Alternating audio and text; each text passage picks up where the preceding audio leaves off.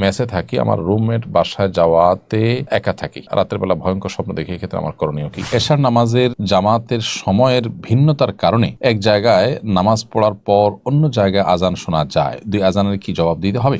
বাসার শোকেস, আলনা ইত্যাদি কেনা অপচয় হিসেবে গণ্য হবে কিনা? আমি বিদেশে থাকি, জুমার নামাজ ছাড়া অনেক ওয়াক্ত নামাজ একা একা পড়া লাগে, করণীয় কি? নেভি জাহাজে সিগারেট দেয়া হয়, না নেওয়ার সুযোগ নেই, সিগারেট বিক্রি করে টাকা নিলে কি বৈধ হবে? আমি ১.৫ বছরের মতো এই টাকা গ্রহণ করি, এখন করণীয় কি? ঝামেলা মুক্ত থাকার জন্য বিয়ে না করার সিদ্ধান্ত নেওয়ার বিধান কি? বিয়ে করলেও ঝামেলা কমানোর জন্য সন্তান গ্রহণ না করার সিদ্ধান্ত করা যাবে কিনা?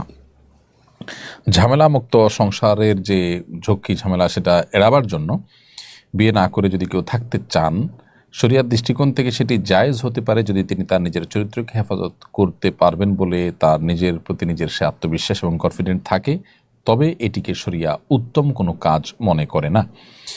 শরিয়ার দৃষ্টিকোণ থেকে উত্তম কাজ হবে আপনি বিবাহ শাদী, সংসার, সন্তান সন্ততি লালন পালন করার পাশাপাশি আল্লাহ রাব্বুল আলামিনের ইবাদত, বন্দিগি, এগুলোর মধ্যে মাশগুল হওয়া, নিজের আখিরাতের কাজে এগিয়ে যাওয়া। এটা হবে আপনার জন্য সর্বোত্তম উপায় এবং সর্বোত্তম ডিসিশন।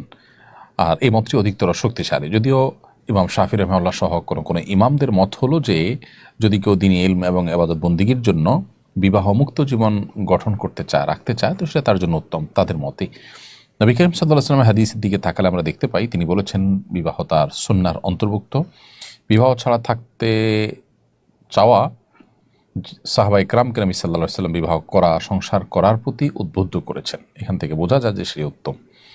আর বিয়ে করার পর সন্তান হওয়ার ক্ষেত্রে, সন্তান হলে ঝামেলা হবে, সেজন্য আপনি সন্তান কম রাখলেন বা সন্তান নিলেন না, এরকম যদি সিদ্ধান্ত নেন সেটিও ভুল। কারণ নবী করিম সাল্লাল্লাহু আলাইহি ওয়াসাল্লাম বিভিন্ন হাদিসের আলোকে বোঝা যায় সন্তান গ্রহণ করতে বিরত থাকার বিষয়টিকে তিনি মোটেও প্রশংসার চোখে তিনি দেখেননি, বরং এটিকে কোনো ক্ষেত্রে বৈধতা দেওয়া হয়েছে, জাস্ট এটুকু। কিন্তু এটি কখনো উত্তম নয়। নবী রাসূলদের আল্লাহ সুবহানাহু ওয়া তাআলা যে সন্তান সন্ততি দিয়েছেন, সংসার তাদের ছিল, এরপরে তারা নবী রাসূল হয়েছেন, যদি এটা উত্তম হতো সন্তান গ্রহণ না করাটা, তাহলে সেক্ষেত্রে তারা কিন্তু সে পথে যেতেন। এরপরে প্রশ্ন হলো, সাম্প্রতিক সময়ে ঠুনকো বিষয়কে কেন্দ্র করে এক কলেজের শিক্ষার্থীরা আরেক কলেজে ভাঙচুর করছে, মারামারি করছে। শিক্ষাক্ষেত্রের এই অধপতন রোধে অভিভাবক হিসেবে আমাদের করণীয় কি? আমরা বরাবরই বলে আসছি যে নৈতিকতার যে গুরুত্ব, সেই গুরুত্ব যদি আমাদের শিক্ষা খাতে, আমাদের সিলেবাসে, আমাদের পাঠ্যপুস্তকে না থাকে, তাহলে সেক্ষেত্রে আসলে এই শিক্ষা আমাদেরকে কখনো মানুষ হিসেবে গড়ে তুলবে না। আর এই কারণেই আমাদের পাঠ্যক্রমে, আমাদের পাঠ্যপুস্তকে দ্বীনি শিক্ষা এবং নৈতিক শিক্ষা এবং নীতি নৈতিকতার চর্চার বিষয়টাকে বিশেষভাবে গুরুত্ব আরোপ করতে হবে। সেটা যদি করা যায়, তাহলে সেক্ষেত্রে এই পরিস্থিতি থেকে হয়তো কিছু আমরা উত্তরণের পথ খুঁজে পাবো। কলেজ ইউনিভার্সিটির যে মারামারি বা বিশেষ করে সম্প্রতি যে লুটপাটের ঘটনা ঘটেছে, এখানে অনেকে বলছেন যে এখানে পথভ্রষ্ট যে ছাত্র, যারা বিভিন্ন রাজনৈতিক দলের লেজুবৃত্তি করতে অনেক বেশি পারঙ্গমতার পরিচয় দেয়, এটা তাদের কাজ হিসাবে অনেকে উল্লেখ করেছেন। যদিও আমাদের দেশে এ ধরনের ঘটনা শিক্ষা প্রতিষ্ঠানগুলোতে নতুন নয়, প্রায়শই হয়ে থাকে। অতএব নৈতিক শিক্ষার গুরুত্ব সর্বস্তরে আরোপ না করলে এই সমস্যার সমাধান হবে না। কোরআন এবং নবী সাল্লাল্লাহু আলাইহি ওয়াসাল্লামের সিরাতের চর্চা আমাদের মধ্যে বাড়াতে হবে। আল্লাহ তাআলা আমাদের সবাইকে সেই তৌফিক দান করুন। মোহাম্মদ রাশিক শাহরির আপনি লিখেছেন আইডি থেকে, এশার নামাজের জামাতের সময়ের ভিন্নতার কারণে এক জায়গায় নামাজ পড়ার পর অন্য জায়গায় আজান শোনা যায়, দুই আজানের কি জবাব দিতে হবে? দুটি আজান যদি শোনা যায়, আপনি প্রথমে যেটা শুনছেন সেটার জবাব দিবেন, এবং সেটার জবাব দিয়ে আপনি যদি শেষ করেন, এর মধ্যে বা শেষ করার আগেই যদি আরেকটা আজানের শুরু হয়ে যায়, তো আপনি যেটা শুরু করেছেন সেটার জবাব দিয়ে শেষ করবেন, এটাই আপনার জন্য যথেষ্ট ইনশাআল্লাহ। আপনি যদি আরও কোনো আজানের জবাব দিতে চান বা আরও কোনো আজান শুনতে পান এর পরে, এবং সেগুলোরও জবাব আপনি দিতে চান, দিতে পারেন, কোনো অসুবিধা নেই। এটা হলো মৌখিক জবাব। এমডি আবু বকর সিদ্দিক আপনি লিখেছেন, নেভি জাহাজে সিগারেট দেয়া হয়, না নেওয়ারও সুযোগ নেই, সিগারেট বিক্রি করে টাকা নিলে কি বৈধ হবে? আমি ১.৫ বছরের মতো এই টাকা গ্রহণ করি, এখন করণীয় কি? আমি জানি না যে নেভি জাহাজে আপনি একজন চাকরিজীবী হিসাবে, কর্মকর্তা হিসাবে আপনাকে সিগারেট দেওয়া হয় এবং সেটা আপনি নিতে বাধ্য, এরকম কোনো সিস্টেম আদৌ আছে কিনা।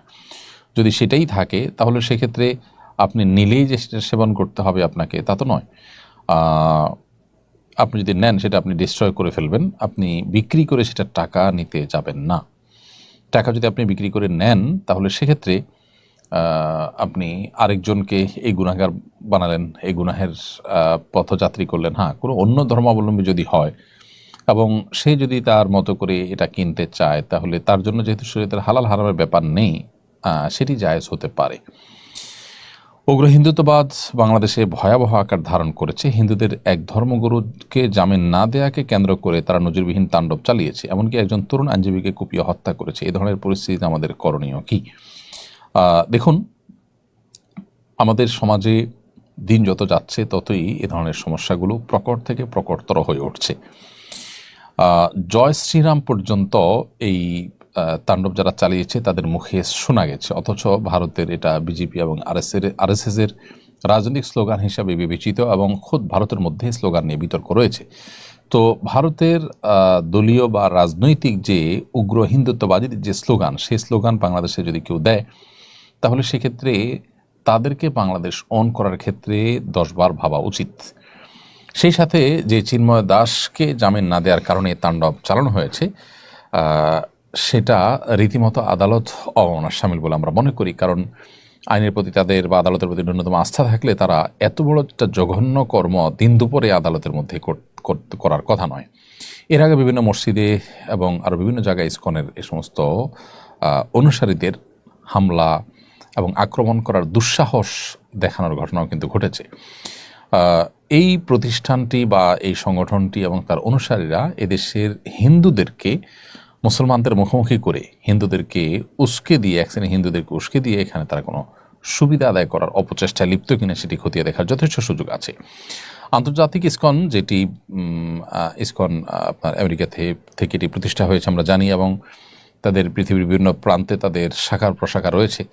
তো সেই ইন্টারন্যাশনাল ইসকন টুইট করে এই ঘটনা, অর্থাৎ চিন্ময় দাসকে গ্রেপ্তার ঘটনায় ভারতের হস্তক্ষেপের কথা জানিয়েছে। এটা রীতিমতো বাংলাদেশের সার্বভৌমত্বের উপরে আঘাত এবং এটি বাংলাদেশের মানুষের জন্য চরম অবমাননাকর এবং অপমানকর।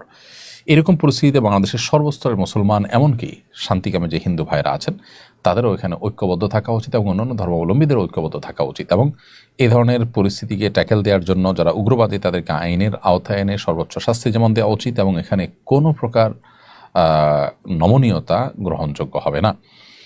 কারণ এই সামান্য কয়েকজন মানুষ তারা যখন উগ্রবাদের সাথে জড়িয়ে যাচ্ছে, তারা যখন সন্ত্রাসের সাথে জড়িয়ে যাচ্ছে, তারা যখন নানাভাবে হুমকি ধামকি দিচ্ছে আমাদের দেশের সাম্প্রদায়িক সম্প্রীতির যে উজ্জ্বল ঐতিহ্য আছে সেটাকে যে কালিমা লেপনের চেষ্টা করছে, এটার ব্যাপারে আমাদের সজাগ থাকতে হবে এবং এদেরকে কঠোর হস্তে দমন করতে হবে। অন্যান্য হিন্দু ভাই বোন যারা শান্তিপূর্ণভাবে সহাবস্থান করছে আমাদের সাথে, তাদের প্রতি শরিয়া দৃষ্টিকোণ থেকে একজন মুসলমান হিসেবে আমাদের যে শান্তিপূর্ণ সহাবস্থানকারী অন্য ধর্মাবলম্বীদের প্রতি সদাচরণ করার নির্দেশ রয়েছে আল্লাহ সুবহানাহু ওয়া তাআলার তরফ থেকে, সেটি অবশ্যই যথারীতি বলবৎ আমাদের থাকা উচিত। মৃন্ময়ী চৌধুরী আপনি লিখেছেন, মেসে থাকি, আমার রুমমেট বাসায় যাওয়াতে একা থাকি, রাতের বেলা ভয়ঙ্কর স্বপ্ন দেখি, এক্ষেত্রে আমার করণীয় কি? অনেক সময় একাকী থাকলে দুষ্ট জিনের উপদ্রব থাকে নানাভাবে। তো এটার জন্য সকাল সন্ধ্যা দোয়াগুলো পড়বেন, শোয়ার সময় 3 কুল পড়ে হাতে ফু দিয়ে পুরো শরীর মুছে, তারপরে আয়াতুল কুরসি পড়ে অন্যান্য মাসনুন যে আমলগুলো আছে সেগুলো করে তারপর ঘুমোতে যাবেন। এর মাধ্যমে আশা করা যায় আল্লাহ তাআলা আপনাকে হেফাজত রাখবেন। মোহাম্মদ ইলিয়াস মঠবাড়িয়া এআইডি থেকে আপনি লিখেছেন, বাসার শোকেস, আলনা ইত্যাদি কেনা অপচয় হিসেবে গণ্য হবে কিনা? না, শোকেস, আলনা ইত্যাদি এগুলো আজকাল নিত্য প্রয়োজনীয় দ্রব্যাদির অন্তর্ভুক্ত। এগুলো কিনতে গিয়ে যদি আপনি অহেতুক টাকা পয়সা নষ্ট করেন, একটা থাকছে আরও কয়েকটা কিনেন এবং কদিন পর পর আপনি চেঞ্জ করেন প্রয়োজন ছাড়া, একান্ত কোনো যৌক্তিক কারণ ছাড়া, এবং সেখানে আপনি অস্বাভাবিক মাত্রায় বা পর্যায়ে যদি আপনি টাকা পয়সা খরচ করেন, তাহলে সেক্ষেত্রে সেটা অপচয় হিসেবে গণ্য হতে পারে। এরপরে সজীব ইসলাম জয় আপনি লিখেছেন, আমি বিদেশে থাকি, জুমার নামাজ ছাড়া অনেক ওয়াক্ত নামাজ একা একা পড়া লাগে, করণীয় কি? ভাই সজীব, জুমার নামাজ ছাড়া অন্যান্য ওয়াক্ত যদি অন্য কোনো মুসলিম না পান, তাহলে আপনি নিজে ছোট করে পারলে ছোট করে আজান একামত দিয়ে হলেও আপনি নামাজ পড়বেন এমনভাবে যেন আপনি জামাত নামাজ পড়ছেন। আর যদি অন্য কাউকে আপনি সামিল করবার কোনো সুযোগ থাকে তাহলে সেটা আপনার করা উচিত। মাঝে মধ্যে হলেও, দূরে মসজিদ হলেও সেখানে গিয়ে জামাতে সামিল হওয়ার চেষ্টা আপনার করা উচিত। এর বাইরে আপনি এরকম কোনো জায়গা আছেন যেখানে আর কোনো মানুষ নেই যার সাথে জামাত করবেন, তাহলে সেক্ষেত্রে একাকে নামাজ পড়লে ইনশাআল্লাহ আপনার গুনাহ হবে না। তবে আপনার নামাজ, আপনার মৌলিক ইবাদত বন্দেগী যেন করতে পারেন সেরকম পরিবেশেই থাকাটা আপনার জন্য বাঞ্ছনীয়।